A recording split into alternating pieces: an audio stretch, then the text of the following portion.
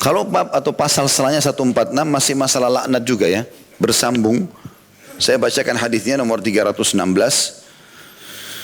Kata Imam Bukhari rahimahullah, Sa'id bin Abi Maryam mengabarkan kepada kami, ia berkata, Muhammad bin Ja'far mengabarkan kepada kami, ia berkata, Zaid bin Aslam mengabarkan kepadaku dari Ummu Darda radhiyallahu anha, an Abi Darda radhiyallahu anhu qala Nabi sallallahu alaihi wasallam, innal la'anina la yakununa yaumal qiyamati syuhada wala syufa'a. Dari Abu Darda radhiyallahu anhu, ia berkata, Nabi sallallahu alaihi wasallam bersabda, sesungguhnya pada hari kiamat kelak orang-orang yang suka melaknat tidak akan menjadi saksi di sini ya. Ini tidak diterjemahkan sama dia. Sebenarnya syuhada adalah saksi maksudnya ya. Dan pemberi syafaat. Jadi maksud sini bukan syuhada, bukan orang yang mati syahid ya. Tetapi syuhada yang dimaksud adalah jamak daripada syahid, yang itu orang yang akan jadi saksi ya pada hari kiamat. Kandungan hadis ini yang pertama, orang yang suka melaknat diharamkan menjadi saksi pada hari kiamat atas risalah yang telah disampaikan oleh seorang rasul kepada kaumnya. Kemudian yang kedua, orang yang suka melaknat tidak diizinkan memberi pertolongan kepada keluarga dan kerabat mereka yang melakukan kemaksiatan. Hadis ini hadis mulia tentunya, menjelaskan tentang, kalau tadi menyebutkan hadis sebelumnya tentang kondisi orang yang suka melaknat di dunia, artinya akan mendapatkan respon yang sama, suka doakan orang keburukan, suka jahat, maka akan respon yang sama dari orang-orang. Kalau ini adalah hukuman di akhirat. Hukuman di akhirat. Ada dua hal besar yang Allah subhanahu wa ta'ala berikan kepada umat Muhammad SAW pada hari kiamat. Yang pertama, mereka jadi saksi terhadap umat-umat yang lain. Sebagaimana nanti disebutkan, atau salah satunya disebutkan dalam hadis yang sahih, bahwasanya Nuh alaihissalam akan didatangkan pada hari kiamat. Kemudian Allah berfirman kepada Nuh atau berkata kepada Nuh, begitu juga dengan kaumnya. Hai Nuh, apakah kau sudah menyampaikan risalah yang sudah aku bebankan kepadamu? Nuh mengatakan iya. Lalu Allah SWT tanya kaumnya yang kafir, yang Allah tenggelamkan, apakah Nuh sudah sampai kepada kalian dan menyampaikan risalah dariku? Mereka mengatakan tidak. Gitu kan? Lalu Allah SWT bertanya kepada Nuh, siapa yang akan jadi saksimu? Maka berkatalah Nuh alaihissalam, Muhammad dan kaumnya, atau Muhammad dan umatnya. Maka kita pun didatangkan bersama Nabi SAW, lalu kita semua memberikan kesaksian bahwasanya memang Allah telah menurunkan surah dalam Al-Quran namanya surah Nuh. Ada juga surah Al-Anbiya yang menceritakan tentang Nabi Nuh pernah menyampaikan risalah 950 tahun, kaumnya menolak, lalu terjadilah banjir besar, bagaimana anaknya Nabi Nuh, Kanaan juga tenggelam dan seterusnya gitu kan. Maka kita akan jadi saksi hari kiamat, dan hampir semua umat-umat yang memungkiri tentang risalah nabinya, kita akan menjadi saksi pada hari kiamat. Dan ini khusus untuk orang yang lisannya suka mendoakan keburukan, tidak ikutan di sini. Dipisahkan dari umat Muhammad SAW. Ya, dan ini tentu kebanggaan sendiri pada hari kiamat. Kita bergabung bersama Nabi SAW, kita memberikan kesaksian umat sebelum kita. Ini sebuah kebanggaan tersendiri. Tapi mereka akan disendirikan karena lisannya suka mendoakan keburukan. Ya. Yang kedua diberikan kepada umat Muhammad SAW adalah memberikan syafaat, pertolongan. Ya, kalau seandainya seseorang di antara kita, dan insya Allah kita termasuk itu, memiliki amal yang besar, misalnya amal solehnya banyak, Allah kabulkan, Allah terima semua amalnya. Misal dia punya 1 juta amal, gitu kan. Dosa dia mungkin cuma 1, 2, 100, 1000, maka dia masuk surga gitu kan. Nah, selisih antara dosa dia dengan pahalanya, misal pahala dia 1 juta, dosanya cuma 1000, masih banyak ya kelebihan pahala dia. Dia boleh memberikan syafaat keluarganya sejumlah kelebihan pahala dia, tapi bukan diberikan kepada kerabatnya, nilainya saja. Berarti kalau ada ibunya butuh 1000 pahala, bisa dibantu sama dia, tapi bukan dikasih pahala ke ibunya. Hanya Allah subhanahu wa ta'ala memberikan dia kesempatan memberikan syafaat sesuai dengan kelebihan pahalanya dia, gitu kan. Kalau ada ayahnya butuh 3000, dibantu sama dia 3000 dan seterusnya, sampai nilai pahala itu selesai, maka dia tidak bisa bantu lagi, gitu kan. Itu namanya syafaat. Ada orang bisa memberikan syafaat 1 orang, ada yang bisa memberikan syafaat 2 orang, ada bahkan dari umat Muhammad SAW yang bisa memberikan syafaat sampai 100.000 orang.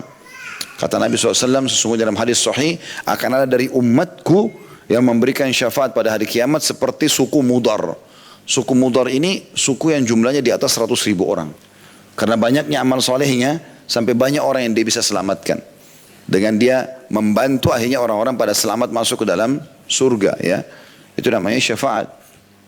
Nah khusus untuk orang yang suka melaknat, walaupun amalnya banyak, maka tetap saja tidak bisa memberikan pertolongan kepada kerabat-kerabat dia. Makanya disebutkan di sini manfaat atau kandungan hadis yang kedua, orang yang suka melaknat tidak diizinkan memberikan pertolongan kepada keluarga dan kerabat mereka yang melakukan kemaksiatan. Tidak bisa saja butuh bantuan, tapi kita tidak bisa membantu naudzubillah karena justru melaknat. Jadi semoga kita termasuk orang yang tentu jauh dari sifat laknat ini dan juga punya amal soleh yang banyak sehingga kita bisa membantu kerabat-kerabat dan orang yang kita kenali tentunya.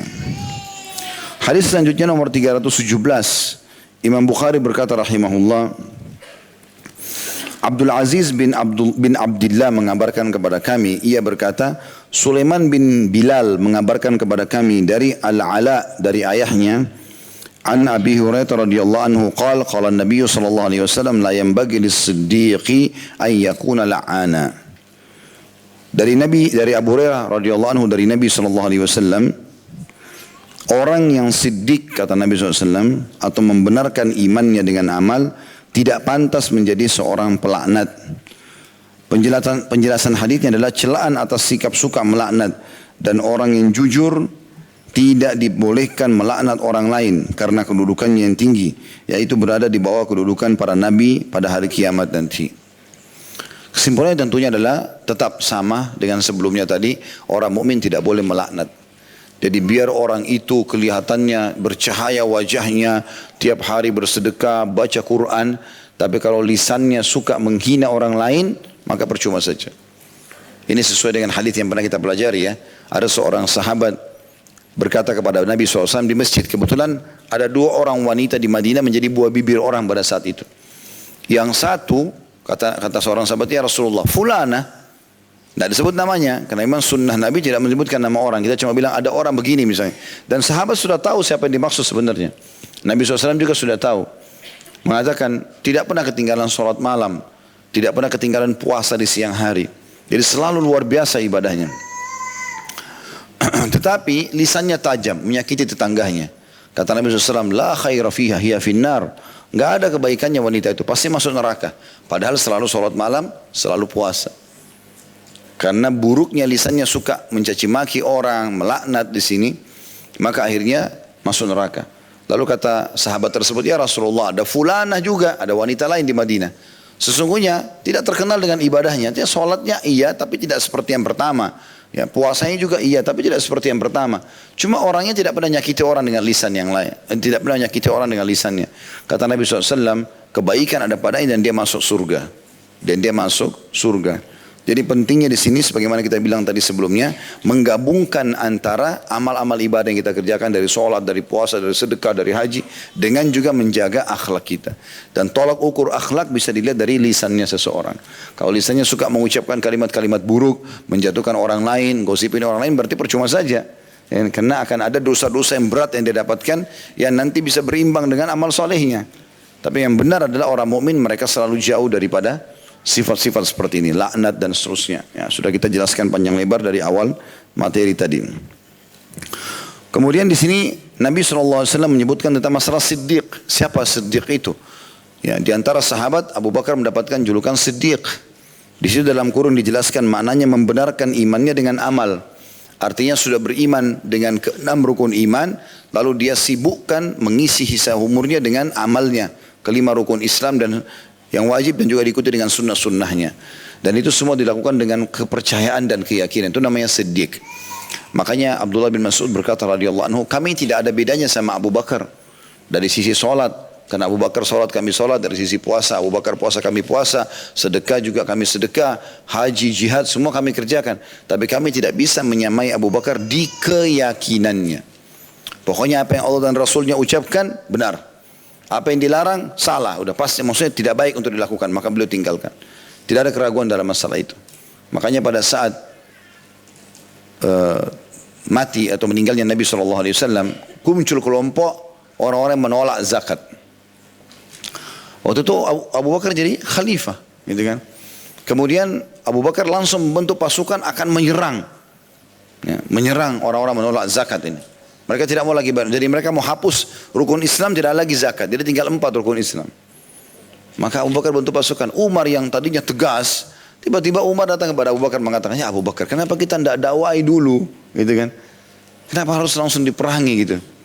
Maka kata Abu Bakar, saya akan perangi. Gitu kan? Kata Umar, sekali lagi, kenapa kita tidak coba dakwahi dulu? Gitu kan? Maka Abu Bakar punya pemahaman yang berbeda rupanya. Ya, Abu Bakar tidak ingin membuka pintu-pintu orang menganggap remeh tentang masalah ini, kecuali yang sifatnya sunnah. Tapi ini zakat wajib, bukan main-main. Selalu Allah bilang wa aqimus shalah wa atu zakat. Selalu partner nih. Dirikan salat, tunaikan zakat. Ini selalu partner. Dan Allah susun juga setelah syahadat, salat langsung zakat. Ini enggak boleh main-main soal ini. Maka kata Abu Bakar, saya akan memerangi yang membedakan antara salat sama zakat. Lalu kemudian Abu Bakar memegang bajunya Umar. Abu Bakar yang terkenal orangnya lembut gitu. Umar orangnya tinggi besar, tegas. Tapi pada saat itu Abu Bakar pegang bajunya dengan keras lalu menggoncang sambil mengatakan, apakah kau menjadi tokoh masyarakat dan pemberani di masa jahiliyah dan menjadi orang yang lembek setelah Islam? Gitu kan? Maka akhirnya Umar pun mengatakan, saya baru mendapat karunia ilmu dari sikapnya Abu Bakar. Dan betul, dengan membentuk pasukan itu akhirnya banyak hikmah yang terjadi. Yang pertama, orang-orang yang menolak zakat ini berhenti, kelompok ini, dan selamanya tidak muncul, gitu kan? Sampai zaman kita, alhamdulillah, dan mudah-mudahan sampai hari kiamat tidak ada. Dan ini adalah perjuangan Abu Bakar. Karena pada saat itu kalau cuma didakwahi, muncul lagi kelompok sana didakwahi lagi, sana didakwahi lagi. Ini sampai kapan ini? Tapi dengan diperangi seperti ini, langsung berhenti. Karena sudah dianggap keputusan tegas. Ini nggak boleh main-main, gitu kan? Sehingga hilanglah kelompok penolak zakat. Yang pertama. Yang kedua, rupanya setelah meninggal Nabi SAW, banyak kelompok-kelompok ingin membuktikan kuat nggak Madinah ini setelah Nabi SAW tidak ada. Maka mereka menyusun pasukan-pasukan. Tapi banyak umat Islam tidak tahu itu. Hikmah daripada perbuatan Abu Bakar membentuk pasukan. Dan pada saat itu tidak tinggal di Madinah kecuali Abu Bakar sama beberapa sahabat-sahabat yang mendampingi beliau. Dan wanita juga, anak kecil juga, orang tua. Semua laki-laki kuat keluar pergi berjihad. Jadi Madinah kosong waktu itu. Tapi orang-orang di luar Madinah jadi berpikir, nggak mungkin Madinah mengeluarkan pasukan sementara dalam Madinah tidak ada pasukan nih. Pasti di Madinah lebih kuat untuk mempertahankan Madinah. Jadi mereka tidak jadi serang Madinah secara politis begitu. Itu hikmah Allah SWT terjadi dan luar biasa gitu. Nah, Abu Bakar ini sangat terkenal dengan sidq, kebenarannya dalam mengambil keputusan, dalam apa yang disampaikan Allah dan Rasulnya tidak mungkin salah. Pasti benar dan diyakini dengan luar biasa. Pada saat orang goyah dengan kasus Isra dan Mi'raj, dia datang tampil dengan menunjukkan bahwasanya itu adalah benar terjadi, gitu kan? Dan segala macam hal. Nah, Nabi SAW mengatakan, karena di surga itu ada tingkatan-tingkatan kan? Selalu kita bilang minan nabiyyin, was-siddiqin, was-syuhada, was-salihin. Ada 4 golongan penghuni surga tertinggi kan? Para nabi-nabi, kemudian orang-orang siddiq, kemudian syuhada, orang mati syahid, dan juga orang yang saleh, gitu kan. Ini teman-teman tingkatan, makanya dikatakan dalam manfaat hadis di sini penjelasannya, siddiq ini derajat langsung di bawah para nabi-nabi. Kapan orang itu jujur, benar dengan keimanannya, kemudian dia mengaplikasikan dalam kegiatan sehari-hari, dia tampil sebagai seorang muslim dan muslimah dengan yakin ini kebenaran, apapun rintangannya dia lalui, dan dia menerapkan dalam hidupnya, maka orang ini dikatakan siddiq. Ini tingkat tertinggi di antara orang beriman dan pas di bawah para nabi-nabi. Baru datang orang mati syahid, baru datang orang-orang soleh secara umum, gitu kan. Nah, kata Nabi SAW, orang kalau mau sampai ke derajat siddiq, nggak boleh la'an, nggak boleh suka melaknat. Makanya beliau mengatakan dalam hadis ini, la yanbaghi lis-siddiq. Tidak bisa orang yang dikatakan julukan siddiq itu level tinggi atau tinggi dalam keimanan di sini, ayyakuna la'ana. Kalau dia suka melaknat, ya, cirinya begitu. Walaupun tadi saya bilang performanya kelihatannya orangnya saleh atau saleha, tapi kalau lisannya suka menjatuhkan orang lain, suka mencaci maki, suka mencela, berarti tidak bisa dikatakan orang ini sudah sampai pada tingkat siddiq atau iman yang tinggi. Tapi kalau dia bisa mempertemukan antara amal salehnya dengan menjaga lisannya, maka ini tentu orang-orang itu bisa dikatakan levelnya siddiq. Termasuk di sini bisa dijadikan tolak ukur kapan dia menghadapi masalah genting pun, dia dihina, dia difitnah, dia segala macam, tetap dia tenang, dia enggak balas kebodohan dengan kebodohan, maka ini level siddiq yang luar biasa. Ya, dan ini tentu orang yang sangat tinggi derajatnya di sisi Allah Subhanahu wa taala. Hadis terakhir dalam pasal atau bab ke-146 ini yaitu hadis nomor 318. Kata Imam Bukhari rahimahullah, Muhammad bin Yusuf mengabarkan kepada kami, ia berkata Sufyan mengabarkan kepada kami dari Al-A'mash, dari Abu Zabyan, an Hudzaifah radhiyallahu anhu qala ma tala'ana qaumu qattun illa huqqa alaihimul la'nah. Dari Hudzaifah radhiyallahu anhu ia berkata, tidaklah satu kaum saling melaknat melainkan mereka berhak mendapatkan laknat tersebut. Penjelasan hadis, saling melaknat atau mendoakan keburukan antara satu kaum dengan kaum yang lain dapat menjadi sebab terjatuhnya mereka ke dalam laknat tersebut, yaitu dijauhkan dari rahmat Allah subhanahu wa ta'ala. Oleh karena itu teman-teman, justru dinilai keimanan seseorang itu kalau dia dilaknat, dia dicaci maki, dia dihina segala macam, dia enggak balas itu dengan sikap yang sama. Karena kalau kita mau jadi orang yang biasa saja gampang. Orang menghina kita, kita hina juga. Orang mencela, kita cela. Orang fitnah, kita fitnah. Orang pukul, kita pukul. Itu biasa. Tapi kita disuruh menjadi orang yang luar biasa. Kalau orang itu berbuat kebodohan, maka kita jangan ikut-ikutan.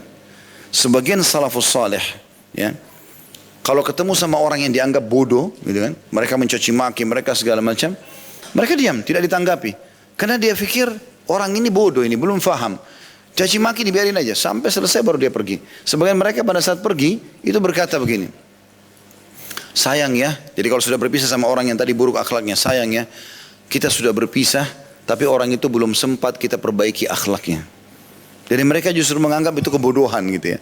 Jadi jangan diikut-ikutin. Itu tanggal saya suka caci maki, saya biarkan saja dia dengan alamnya.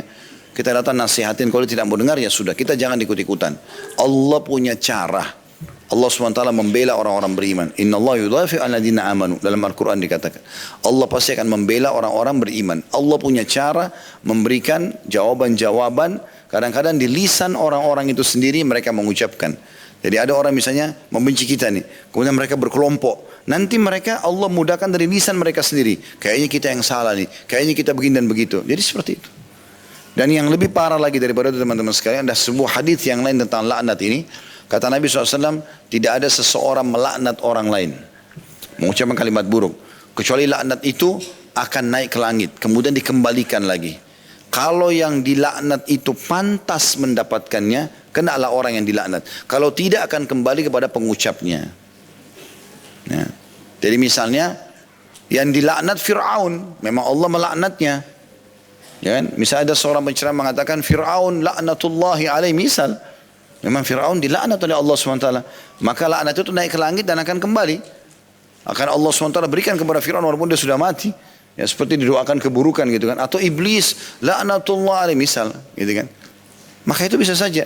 Tapi kalau hanya tetangganya, suaminya, istrinya gitu kan, ini tidak baik, jangan diucapkan. Di Indonesia sih tidak pernah diucapkan, tidak pernah digunakan kalimat laknat ya. Tapi terjemahnya lebih dekat adalah doa buruk. Seperti itulah. Doa-doa keburukan. Kalau orang Arab terang-terangan ngomong gitu kan. Saya pernah waktu masih mahasiswa itu kadang-kadang saya dengar, karena ngerti bahasa mereka, kalau lagi bercanda sama temannya, Allah yal'anak, semoga Allah melaknatmu. Padahal bercanda sama temannya. Ini bahaya sekali gitu kan. Nah, iya. Bercanda aja begitu. Biasa, itu biasa ada orang ucapin. Tapi ini mereka tidak faham hukum ya. Jangan berarti orang Arab lalu dianggap faham hukum semua, tidak. Abu Jahal, Abu Lahab orang Arab masuk neraka gitu. Ya. Walaupun juga ada Abu Bakar sama Umar orang Arab yang ahli surga gitu kan. Karena ada orang begitu, karena jemaah saya, Ustaz, kenapa ya di Mekah ini kita kan sudah belajar tata cara sholat sesuai dengan sunnah. Ada orang sholatnya masih ngawur gitu. Lain, ya bukan itu tolok ukur. Walaupun dia orang Arab, dia bisa saja salah gitu kan. Apa Bapak Ibu sudah tahu di Mekah ada orang tinggal di Mekah belum pernah haji? Ada. Ada orang tinggal di Mekah nggak pergi sholat ke Masjid Haram? Ada. Saya pernah diantar oleh seorang penduduk Mekah, ya. Begitu turun di Masjid Haram, bisa dia parkir, dia sholat. Enggak, diturun, di drop langsung dia pergi. Karena dia bisa sholat di situ. Tapi ada orang begitu, hidayah. Kita bersyukurlah kepada Allah SWT kalau Allah berikan kepada kita gitu kan.